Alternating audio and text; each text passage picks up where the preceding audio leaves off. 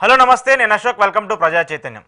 తిరుపతిలో ఎప్పటూ జరగని విధంగా ఒక ఘోర సంఘటన జరిగింది. 6 ప్రాణాలను బలికొనేందుకు కూడా నిన్న ఆ సంఘటన కారణమైంది.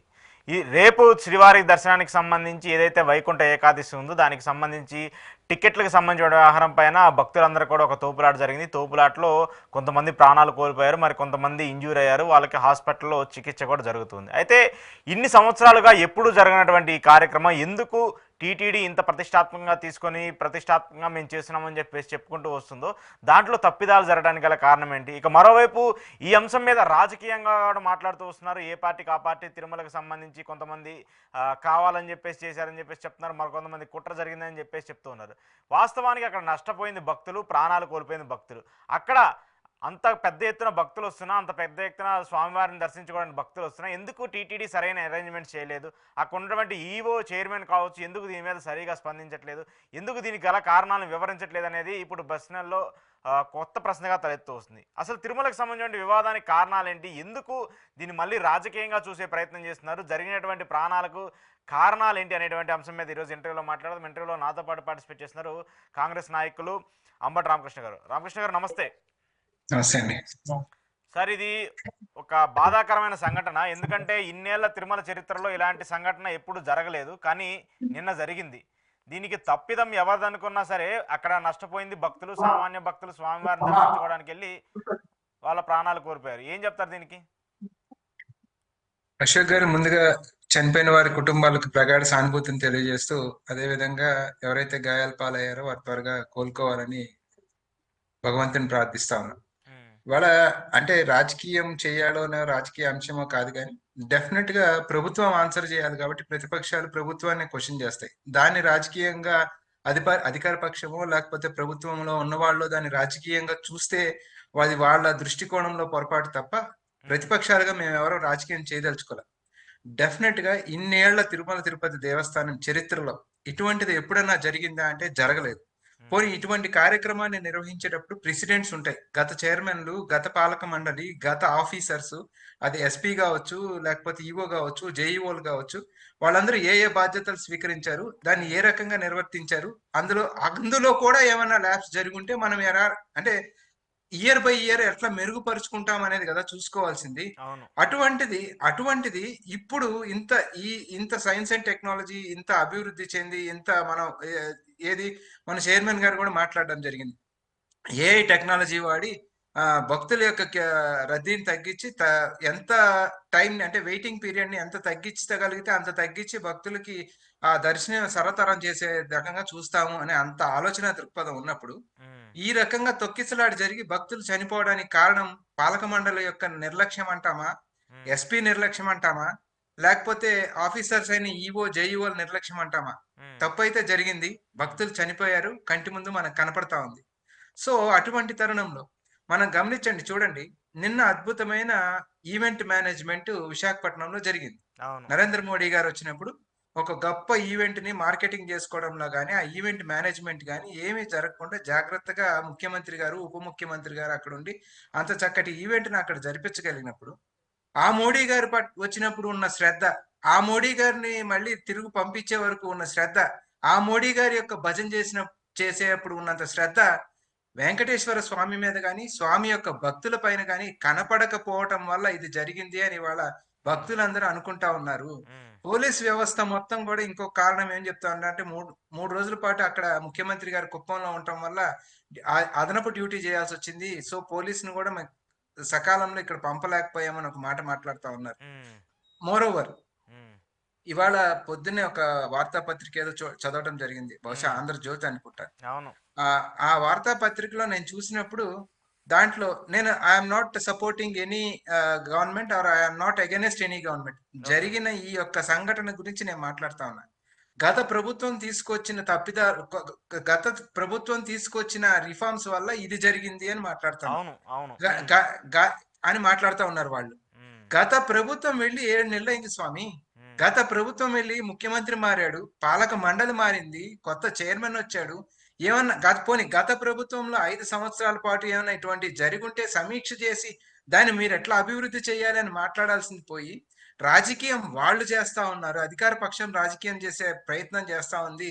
తప్పు ఎవరు చేశారో అది బయట పెట్టకుండా ఇంకెవరికో బురద రాయాలి అనే ప్రయత్నం చేయటం వల్ల ఉమ్, మనకి దీంట్లో రాజకీయం కనపడతా ఉంది తప్ప ఏది అయినప్పటికీ 6 నిండు ప్రాణాలు వైకుంఠ దర్శనానికి వస్తే వీళ్ళు సాక్షాత్ వైకుంఠానికి పంపించిన కార్యక్రమం ఇక్కడ చేపట్టినప్పుడు ఉమ్, ఆ ప్రాణాలని తీసుకొచ్చే పరిస్థితి లేదు.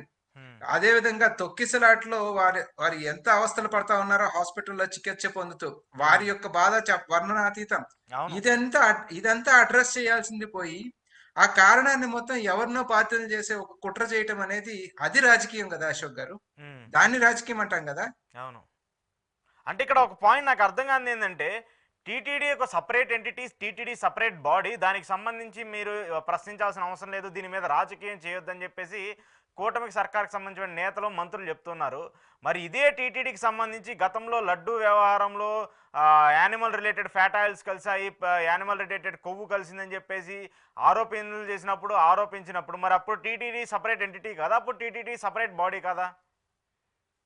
అంటే ఎప్పటికయ్యేది ప్రస్తుతం అప్పటికి ఆ మాట్లాడి అనేది వాళ్ళకి ఏది అనుకూలంగా ఉంటే ఆ రకంగా మాట్లాడేసుకొని వెళ్ళిపోతే చెల్లుబాటు అవుద్ది అనే ఒక ఆలోచన ధోరణి, ఉమ్, బలమైన మీడియా ద్వారా మనం ప్రజల్లోకి దాన్ని తీసుకెళ్దాం అనే ఆలోచన ధోరణి తప్ప ఉమ్, మీరు ఇది గమనించండి. తెలుగుదేశం ముఖ్యమంత్రి కాకుండా వేరే ఎవరు ఆ స్థానంలో కూర్చున్నా, రాజశేఖర రెడ్డి గారా, చెన్నారెడ్డి గారా, XYZ, డెఫినెట్ ఆ ఎవరన్నా. స్థానంలో ఉమ్, ఆ స్థానంలో తెలుగుదేశం ముఖ్యమంత్రి కాకుండా ఏ ముఖ్యమంత్రి ఉన్నా ఏదో ఒక రకంగా బురద పూసే కార్యక్రమం. రాజశేఖర రెడ్డి గారు ఉన్న తరుణంలో కూడా అది 7 కొండల్ని 2 కొండలు చేశాడని, ఇన్ఫాక్ట్ ఆయన ఆ పరిధిని విస్తరించాడు రాజశేఖర రెడ్డి గారు. ఉమ్, ఈ దాన్ని విస్తరించి జీవో ఇస్తే ఆయన పైన కూడా ఆ రోజు బురద జల్లే కార్యక్రమం వారు ప్రజల్లోకి ఎంత విస్తృతంగా వారు మాధ్యమాల ద్వారా తీసుకెళ్లాలో అంత ఎక్కువగా తీసుకెళ్లడం జరిగింది. తిరుపతి లడ్డు విషయంలో నేనైతే క్లియర్ గా చెప్తా ఉన్నాను, జరిగిందో జరగలేదో దేవుడికి ఎరిక. కానీ ఆ పవిత్రతను కాపాడాల్సిన వ్యక్తులు కొన్ని రహస్యంగా ఉంచాలి. ఉమ్, ఒకవేళ నిజంగా పొరపాటు జరిగి ఉంటే దాని దిద్దుబాటు చర్యలు తెలియకుండా దిద్దుబాటు చర్యలు తీసుకొని దాన్ని సక్రమ మార్గంలో తీసుకొచ్చే పని చేయాలి తప్ప ఉమ్, భక్తుల మనోభావాలు కొంతమంది పూర్తి జీవితాంతం శాకాహారులుగా ఉండి ఉంటారండి. అవును. అటువంటి వారిని కూడా ఆ పీరియడ్ లో దర్శనం చేసుకొని ప్రసాదం తీసుకున్న వారి యొక్క మనోభావాలు మొత్తం వారి జీవితాంతం బతికున్నంత కాలం వాళ్ళు ఆ బాధను అనుభవిస్తా ఉంటారు కదా. నేను తిన్నానేమో అనే ఒక బాధను అనుభవిస్తారు కదా. ఆ క్షోభ వాళ్ళకు ఉంటది కదా.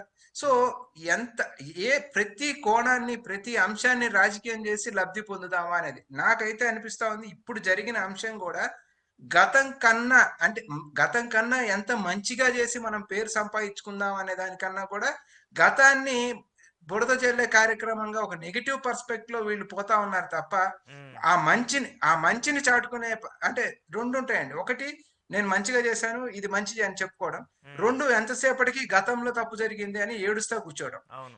ఇప్పుడు జరుగుతా ఉంది, గతంలో తప్పు జరిగింది అని మనం ఏడుస్తా కూర్చుంటే మనం వచ్చి పరిపాలించాల్సిన అవసరం లేదు కదా. ఉమ్, సో ఆ ఆలోచన దృక్పథం, ఆలోచన ధోరణి మార్చుకోవాలి కదా. ఉమ్, అలా అలా జరగకుండా ఎంతసేపటికి గతం మీద నెట్టేసే కార్యక్రమం ఉంటే వర్తమానంలో మనం ఎందుకు జీవిస్తున్నాం అనేది కూడా ఆలోచించుకోవాలి. ఓకే. ఇంకొకటి అయితే స్పష్టంగా కోరుతా ఉన్నాను నేను. పెద్ద వయసు, ఒక ఒక గొప్ప సంస్థకి అధినేతగా చేశారు.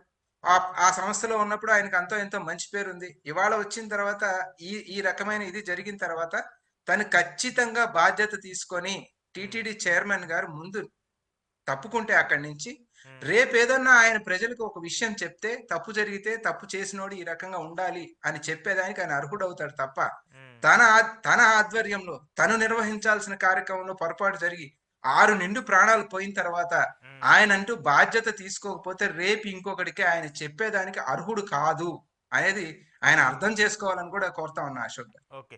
ఏంటి పోలీసుల మీద దోసేస్తున్నారు? ఇది పోలీసులకు సంబంధించి, లేదంటే పోలీసులు సరిగా తీసుకోలేకపోయారు, మేము ఆల్రెడీ ఇన్ఫర్మేషన్ ఇచ్చాము, టీటీడీ చైర్మన్గా నేను ఒక సమావేశాన్ని పెట్టి భక్తులు ఎక్కువగా వస్తారు ఈసారి, వాళ్ళకి సంబంధించి టోకెన్లు ఇవ్వమని చెప్పి నేను చెప్పాను, కానీ పోలీసులు వైఫల్యం ఉందని చెప్పేసి చెప్తున్నారు. అంటే ఒక అధికారి చెప్పినా కూడా పోలీసులు పట్టించుకోలేదా, లేదంటే ఇది వాళ్ళు తప్పించుకోవడం కోసం పోలీసుల మీద తోసేస్తున్నారు అనుకోవాలా? ఇది ఏ ఒక్క డిపార్ట్మెంట్ తో అయ్యేది కాదు. ఉమ్, అన్ని డిపార్ట్మెంట్లు సమన్వయంతో అండర్ ద రివ్యూ ఆఫ్ ఏది టీటీడీ చైర్మన్ గారు అందరినీ కూర్చోబెట్టి రివ్యూ చేసుకుంటారు. ప్రతి ఒక్క డిపార్ట్మెంట్ సమన్వయంతో పనిచేయాల్సిన కార్యక్రమం అది. ఉమ్, లక్షలాది మంది పాల్గొనే కార్యక్రమము. సో శానిటేషన్ వర్కర్స్ దగ్గర నుంచి టీటీడీ చైర్మన్ వరకు ప్రతి ఒక్కళ్ళు ఇన్వాల్వ్ అయ్యి చేయాల్సిన కార్యక్రమం. ఫర్ ఎగ్జాంపుల్ శానిటేషన్ కార్మికులే సరిగా చేయలేదు అనుకుందాం. డయేరియా లాంటి ప్రాబ్లమ్స్ వచ్చే పని ఉంది, అవకాశం ఉంది కదా.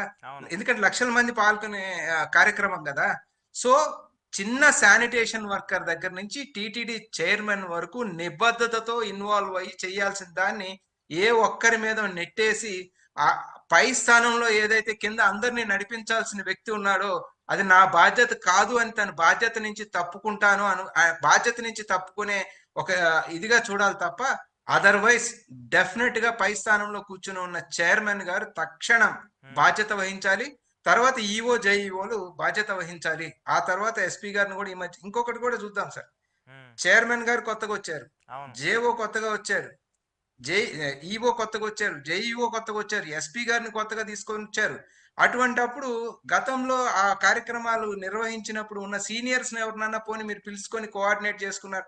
I'm not talking about political leaders, ఆఫీసర్సే ఉండుంటారు అక్కడ. అటువంటి వాళ్ళతో ఎవరినైనా మీరు సమన్వయపరుచుకొని ఆ డ్యూటీలో అటువంటి ఆఫీసర్స్ ఎవరినన్నా డిప్లాయ్ చేస్తున్నా ఇలా జరిగి ఉండేది కాదు కదా. మోరోవర్ ఆన్లైన్ లో ఇస్తున్న 1,00,000 టోకెన్లు ఇవాళ ఆన్లైన్ సిస్టాన్ని పూర్తిగా తీసేసి మీరు ఈ సిస్టంలోని టోకెన్స్ అన్ని ఇవ్వటం కారణం ఏంటి? గతంలో లోకల్స్ కి 10,000 మందికి మాత్రమే ఆధార్ కార్డు చూపిస్తే వాళ్ళకి లోకల్స్ కి టికెట్లు ఇచ్చేవాళ్ళు. ఇవాళ మొత్తం కూడా మీరు ఆ టోకెన్ వ్యవస్థ తీసుకురావడం ఎందుకు? భక్తులు రద్దీ ఉంటుందని తెలుసు కదా.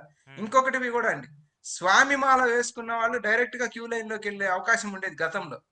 నాకు ఇవాళ తిరుపతిలో వాళ్ళు మాట్లాడినప్పుడు నాకు తెలిసింది ఏమంటే, స్వామి మాల వేసుకున్న వాళ్ళు కూడా టోకెన్ తీసుకోవాలని కొత్తగా నిబంధన తెచ్చారు అనేది ఇవాళ తెలిసిన విషయం. సో అనేక కారణాలతో మీరు ఆ క్యూ లైన్ దగ్గర జనాలను గుమికూడే రకంగా మీరు చేసిన తర్వాత ఇటువంటివి కాకుండా వేరే ఏమి వచ్చే పోనీ వచ్చినోడికి వచ్చినట్టు టికెట్ ఎందుకు ఎవరు?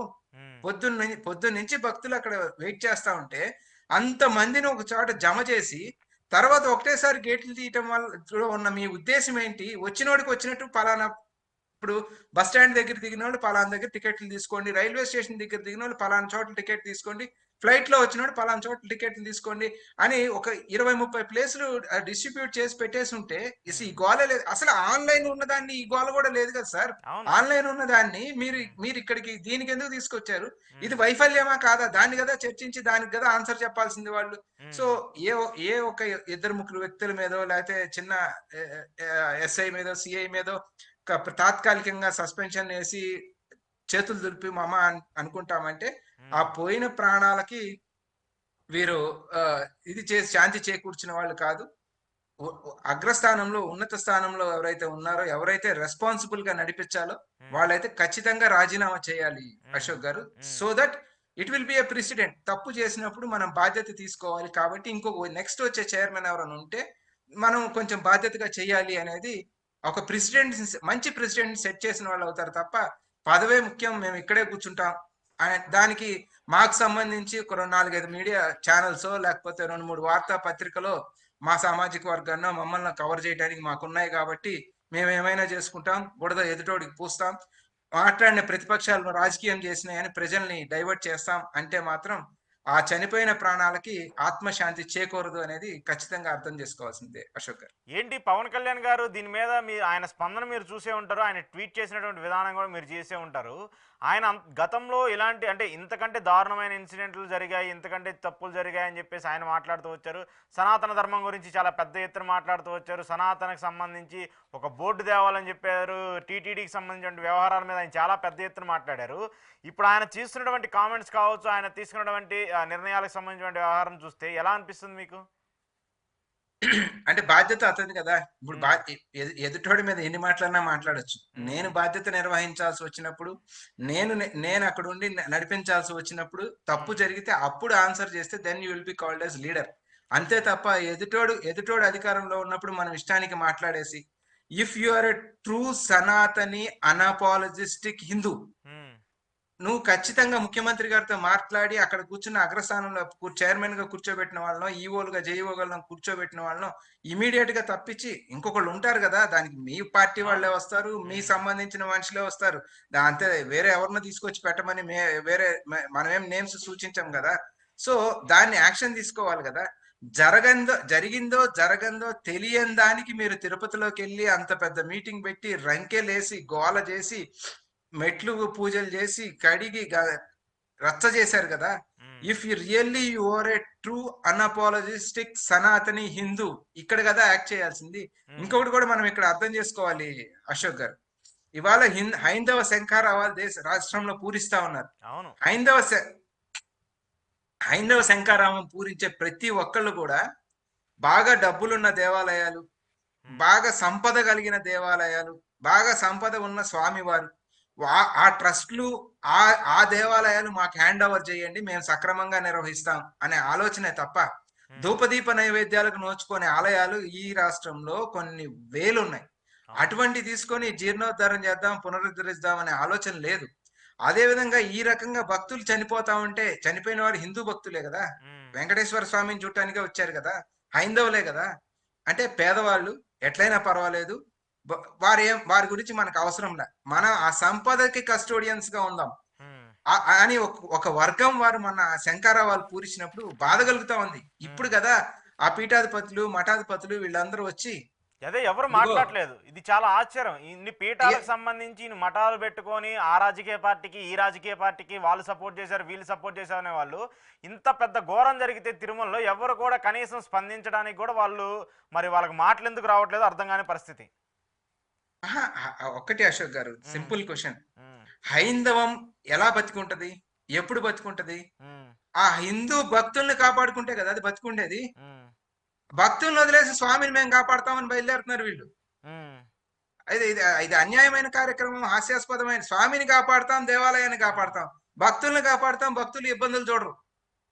అది కదా, మీరు భక్తుల ఇబ్బందులు చూడండి, భక్తుల్ని కాపాడండి, భక్తుల గురించి మాట్లాడండి, ఉమ్, దానికి కావాల్సిన సలహాలు ఇవ్వండి, ఏం చేస్తే అది మెరుగవుతో చెప్పండి. ఉమ్. అలా కాదు, సంపదను మాకు అప్పచెప్పండి, దేవాలయాన్ని అప్పచెప్పండి, మేము చూస్తాం. ఓకే. ఈ ఈ రకమైన ఆలోచన ధోరణి హైందవాన్ని నిలబెడుతుంది, హైందవాన్ని కాపాడుతుంది అని వాళ్ళు అనుకుంటే ఖచ్చితంగా అది బాధ కలిగించే అంశం ఓకే. అశోక్ గారు. ఉమ్, ఉమ్, ఉమ్. సో అయితే ఇది ఖచ్చితంగా ప్రభుత్వానికి సంబంధించి వ్యవహారం కావచ్చు, లేదంటే టీటీడీకి సంబంధించి కావచ్చు, మూకుమ్మడిగా వాళ్ళందరూ చేసినట్టు తప్పని మీరు చెప్తారు. అంటే కావాలని చేసిందని నేను చెప్పను, కానీ కావాలని ఎవరు చేయరు. అయ్యా ఉమ్, బాధ్యతను సక్రమంగా నిర్వహించలేదు అనేది సుస్పష్టంగా కనపడతా ఉంది. బికాస్ ఇన్ని లక్షల మంది వస్తారు అనేది మనకి కౌంట్ ఉంది. ప్రతి ఎస్టిమేషన్ ఉంటుంది. సంవత్సరం 5,000 ఎస్టిమేషన్ ఉంటుంది. ప్రతి సంవత్సరం 5,000 10,000 పెరిగే అవకాశం కూడా ఉంటున్నప్పుడు ఉమ్, అక్కడున్న అక్కడున్న చైర్మన్ ప్రథమంగా చూసుకోవాల్సిన బాధ్యత కదా అది. నేను ఎవరికో ఒకరికి అప్పచెప్పి డెలిగేట్ చేశాను, ఆయన చూస్తాడంటే నేను వెళ్తాను, నాట్ రిక్వైర్డ్, మీరు అవసరం లేదు కదా అక్కడ. ఉమ్, సో సో అటువంటి తరుణంలో డెఫినెట్ గా ఇంకొక విషయం కూడా చెప్తా ఉన్నారు, పోలీసులకు అప్పచెప్పాము, పోలీసులు చూసుకోలేదు అన్నప్పుడు దెన్ అగైన్ హోమ్ మినిస్ట్రీ పైకి నెట్టే బాధ్యతగా కార్యక్రమం కనపడతా అవును. ఉంది. ఉమ్, ఆ హోమ్ మినిస్టర్ గారు మాట్లాడతానేమో ఇది ఎవరు చేశారో, ఎందుకు జరిగిందో, ఏ కుట్ర జరిగిందో అని ఆమె మాట్లాడుతా ఉంది. సో మొన్న కూడా కొన్ని కార్యక్రమాల్లో పవన్ కళ్యాణ్ గారు హోమ్ మినిస్టర్ మీదే మాట్లాడడం జరిగింది. ఇప్పుడు కూడా హోమ్ మినిస్టర్ మీదకే నెట్టడం చూస్తా ఉన్న తరుణంలో ఉమ్, ఇక్కడ ఇక్కడ ఎవరైతే రెస్పాన్సిబిలిటీ తీసుకుని రెస్పాన్సిబుల్ గా వ్యవహరించాలో, మరీ ముఖ్యంగా నాయుడు గారిని అయితే విజ్ఞప్తి చేస్తా ఉంది, మీ వయసుకి, మీ పెద్ద తరహాకి, మీ దీనిలో జరగకూడని జరిగింది కాబట్టి మీ గౌరవాన్ని నిలుపుకోవడం కోసం నాయుడు గారు మీరు పక్కకి జరగండి, ప్రభుత్వం తీసుకోవాల్సిన చర్యలు ప్రభుత్వం తీసుకుంటారు. చూద్దాం సార్. ఖచ్చితంగా దీని మీద ప్రతి ఒక్కరు స్పందించాలి, ఈ ఇష్యూని సంబంధించి ఖండించాలి. కాబట్టి చూద్దాం మరి వాళ్ళ రెస్పాన్స్ ఎలా వస్తుందో ప్రభుత్వం నుంచి. Thank you sir, thank you very much ఈ ఇష్యూ సంబంధించి ఇంటర్వ్యూలో పార్టిసిపేట్ చేసినందుకు. ఇది అంబటి రామకృష్ణ గారితో స్పెషల్ ఇంటర్వ్యూ. చూస్తూనే ఉండండి ప్రజా చైతన్యం.